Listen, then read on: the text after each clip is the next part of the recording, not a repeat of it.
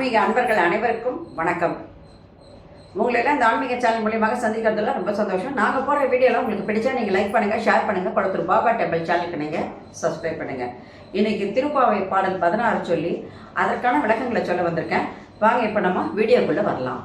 நாயகனாய் நின்ற நந்தகோபனுடைய கோயில் காப்பானே, கொடி தோன்றும் தோரண வாயில் காப்பானே, மணிக்கதவும் தாழ்த்திரவாய், ஆய சிறுமேரோமுக்கு அரைவரை மாயன், மணிவண்ணன் நென்னலே வாய் நேர்ந்தான், தூயோமாய் வந்தோம் துயிலழப் பாடுவான், வாயால் முன்னம் முன்னம் மாற்றாதே அம்மா, நீ நேய நிலைக்கதவும் நீக்கேலோர் எம்பாவாய். இது பாடல். இப்போ இந்த பாடலுக்கான விளக்கத்தை சொல்லும்போது, இந்த பாடல் திருக்கோயில் முன் சென்று, இறைவனுடைய திருக்கோயில் முன் சென்று அந்த வாயிற் காப்பவனை எழுப்புகின்றார்கள். இது வரைக்கும் தோழியை எழுப்பிட்டு இருந்தாங்க.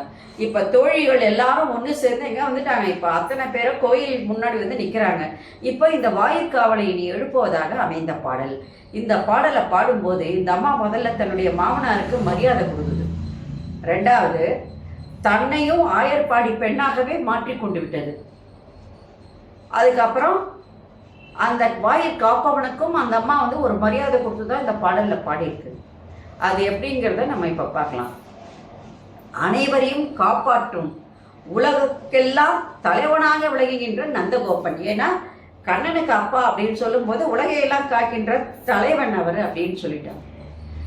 அவருடைய கோயிலை காக்கின்ற காப்பவனே, அந்த கோயிலை காப்பவனே, நாயகனாய் நின்ற நந்தகோபனுடைய கோயிலை காப்பவனே, கொடிதோறும் தோன்றும் வாயிற் காப்பானே, அதில் கொடிகள் எல்லாம் விளங்கி தோன்றுகின்ற அந்த கோயிலினுடைய வாயிலை காப்பவனே.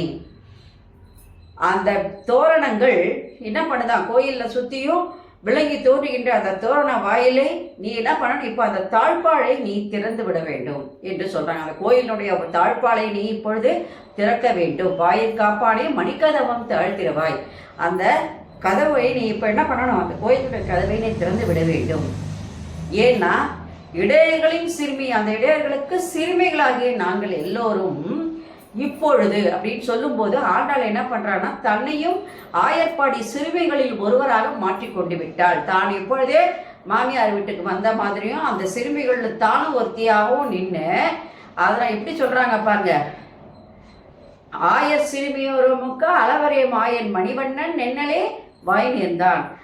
ஆண்டாள் சொல்லும்போது அந்த ஆயர்பாடிய சிறுமிகளும் நானும் ஒருத்தி தான் அப்படின்னு சொல்லி தன்னை ஆயர்பாடி சிறுமியாக மாற்றிக்கொண்டு எங்களுக்கு நோன்பு நிறைவு செய்வதற்காக ஒலிக்கும் பறை ஒன்றை தருவதாக மாயனாகிய அந்த மணிவண்ணன் நேற்றே எங்களுக்கு சொல்லிட்டான், நேற்றே கொடுக்குறேன்னு சொல்லிட்டான், வாக்களித்து விட்டான்.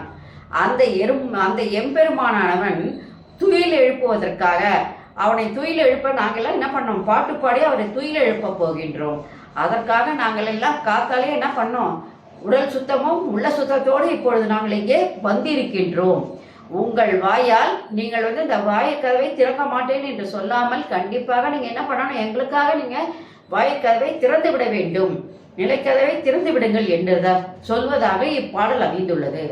ஆண்டாள் இப்பாடலில் வாயிற்காவலனுக்கு கூட ஒரு மரியாதையோட தான் இந்த அம்மா இங்கே பேசியிருக்கு. அதனால நம்ம என்ன தெரிஞ்சுக்கிறோம்னா, சின்னவங்கள பெரியவங்கள மரியாதையை நம்ம கண்டிப்பாக தர வேண்டும் அப்படின்றத தெரிஞ்சுக்கிட்டோம் இந்த பாட்டில். ரெண்டாவது, இந்த அம்மா ஆயர்பாடி பெண்ணாகவே மாறிட்டாங்க. மூணாவது, தன் மாமனாருக்கு முக்கியமாக அங்கே மரியாதை கொடுத்து உலகத்தில் உள்ள எல்லா உயிர்களையும் அனைவரையுமே காக்கின்ற அந்த தலைவனே என்று சொல்லும் பொழுது அந்த அம்மா அவருக்கு எவ்வளோ பெரிய இடம் கொடுத்துருக்காங்க தன் மாமனாருக்கு அப்படின்ற இந்த பாடலில் மிக தெளிவாக சொல்லியிருக்காங்க. நன்றி, வணக்கம். இந்த வீடியோ உங்களுக்கு பிடிச்சா நீங்கள் லைக் பண்ணுங்கள், ஷேர் பண்ணுங்கள். குளத்தூர் பாபா டெம்பிள் சேனலுக்கு நீங்கள் சப்ஸ்கிரைப் பண்ணுங்கள். நாளைக்கு வேறொரு பாடலோடு உங்களை சந்திக்க வரேன். நன்றி, வணக்கம். ஓம் சாய்ராம்.